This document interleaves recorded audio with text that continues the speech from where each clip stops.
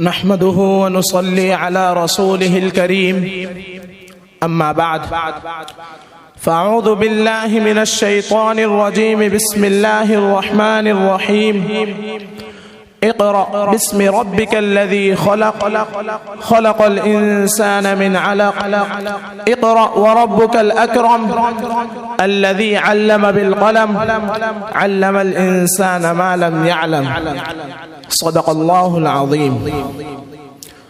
محترم و مکرم صدر جلسہ، حکمین محترمین، مدیر جامعہ، میرے مشفق و مربی اساتذہ کرام اور عزیز ساتھیوں،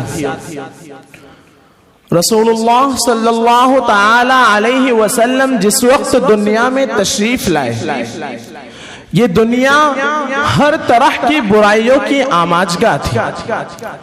کوئی برائی ایسی نہ تھی جو عرب کے سماج میں نہ پائی جاتی ہو.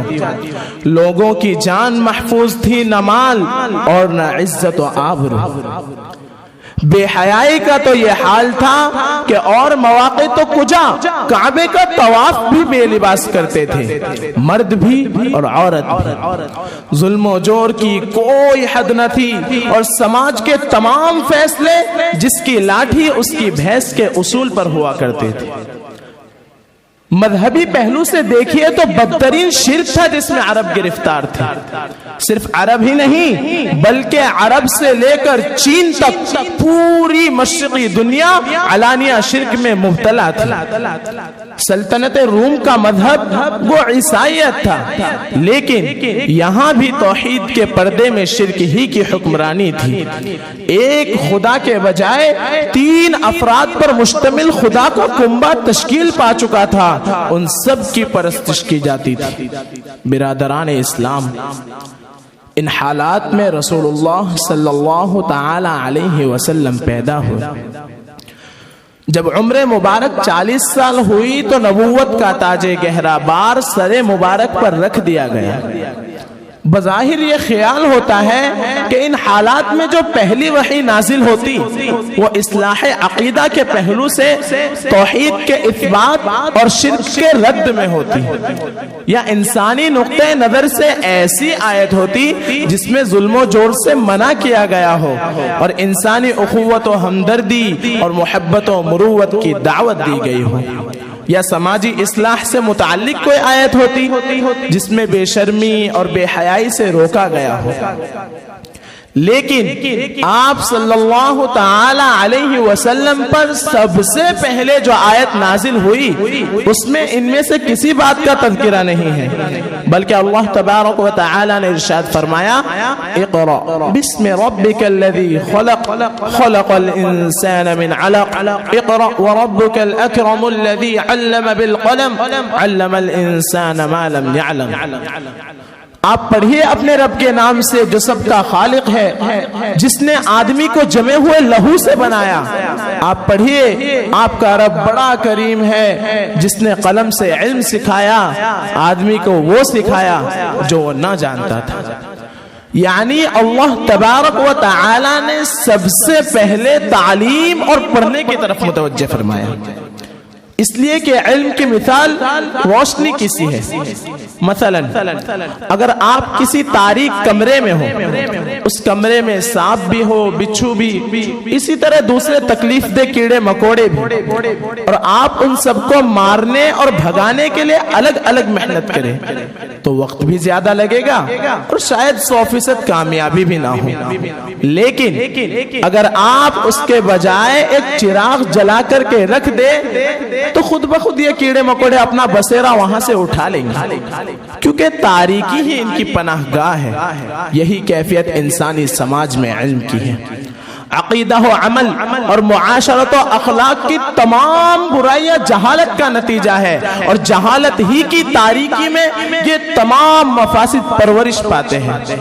تعلیم کی روشنی جتنی پھیلے گی یہ بگاڑ خود بخود دور ہوتا جائے گا، اور تعلیم کے بغیر سماج کی برائیوں کو دور کرنے کی مثال جڑوں کے بجائے ٹہنیوں اور پتوں پر پانی دینے کی ہے کہ اس سے وقتی فائدہ تو ہو سکتا ہے لیکن کسی دیر پا تبدیلی کی امید نہیں رکھی جا سکتی. معزز سامعین، اسی لیے تعلیم کی بڑی اہمیت ہے۔ ایسا نہیں ہے کہ اسلام نے صرف مذہبی تعلیم ہی کو اہمیت دی ہو، بلکہ اسلام نے تو علم کی تقسیم علم نافع اور علم غیر نافع سے کی ہے۔ جو علم انسان کو دینی یا دنیاوی اعتبار سے فائدہ پہنچائے اور ان کے مسائل کو حل کرے وہ علم نافع ہے، اور جو علم انسانیت کے لیے ہلاکت اور مضرت کا سامان ہو وہ علم غیر نافع ہے۔ رسول اللہ صلی اللہ تعالی علیہ وسلم علم نافع کے لیے دعا کیا کرتے تھے، اور جو علم نافع نہ ہو اس سے پناہ چاہتے تھے۔ آپ اس اصول پر غور فرمائیں تو اکثر عصری علوم و فنون علم نافع ہی کی فہرست میں آتے ہیں۔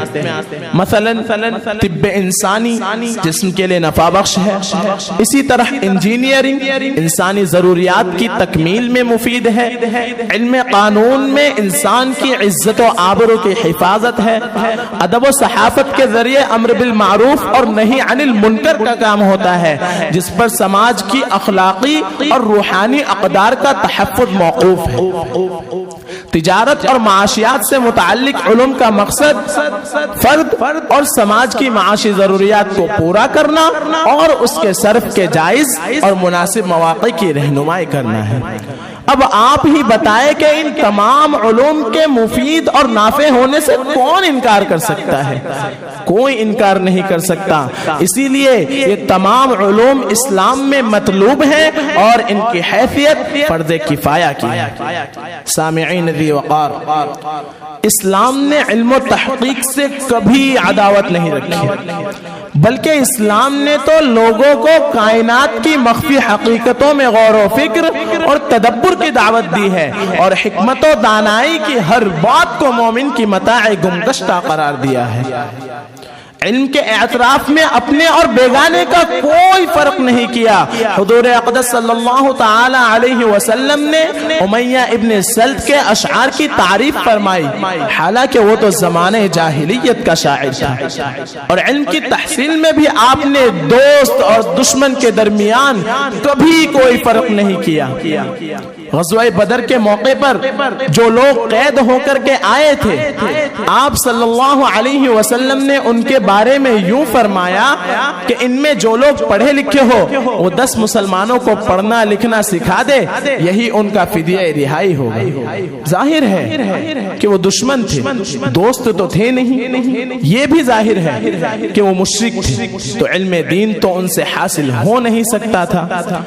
اگر آپ صلی اللہ تعالی علیہ وسلم ان سے تعلیمی فدیہ وصول کرنے کے بجائے مالی فدیہ ہی وصول کرنے پر اصرار کرتے تو معاشی نقطہ نظر سے اہل مدینہ کے لیے مناسب ہوتا، کیونکہ اس وقت مسلمان سخت غریب اور افلاس کی حالت میں تھے، اور فاقہ کشی کے ساتھ تو گزر بسر عام تھی، لیکن آپ صلی اللہ تعالی علیہ وسلم نے ان حالات میں بھی تعلیم ہی کو ترجیح دی۔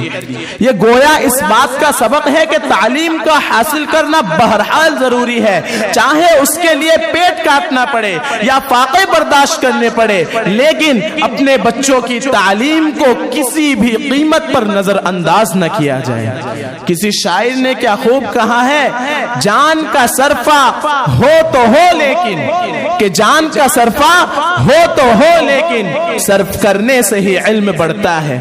محترم دوستوں، آج مسلمانوں کو یہی سمجھانے کی ضرورت ہے کہ معمولی کھانا کھائے، معمولی کپڑے پہنے، عیش و عشرت کے دوسرے اسباب سے اپنے آپ کو بچائے، معاشی تنگی کو گوارا کرے، لیکن ہر قیمت پر اپنے بچوں کو تعلیم دلائے۔ ہمارے سماج کا کوئی بچہ ایسا نہ ہو جو تعلیم سے محروم رہے۔ آج عام طور پر غریبوں کی مدد اور تعاون کا مطلب یہ سمجھا جاتا ہے کہ وقتی طور پر کچھ پیسے دے دیے جائیں، کچھ کھانے پینے کی چیزیں مہیا کر دی جائے، عید کا موقع ہو تو کپڑے دلا دیے جائے، اسی کو ہم بڑی خدمت سمجھتے ہیں۔ حالانکہ خدمت کا زیادہ بہتر طریقہ یہ ہے کہ اگر کوئی شخص اپنے بچوں کو پڑھانے کی صلاحیت نہ رکھتا ہو تو اس کے بچوں کو تعلیم دلا دی جائے، یہ صدقہ جاریہ ہوگا، اور اس بچے کے ذریعے خود اس کی، اس کے والدین کی، اس کے خاندان و سماج کی جو کچھ خدمت ہوگی یہ اس کے اجر میں شریک ہوگا۔ آخر میں ایک شعر کہہ کر کے میں اپنی بات کو ختم کرتا ہوں۔ ارادے جن کے پختہ ہو، نظر جن کی خدا پر ہو، ارادے جن کے پختہ ہو، نظر جن کی خدا پر ہو، طلاتم خیز موزوں سے وہ گھبرایا نہیں کرتے۔ وآخر دعوانا ان الحمد للہ رب العالمین۔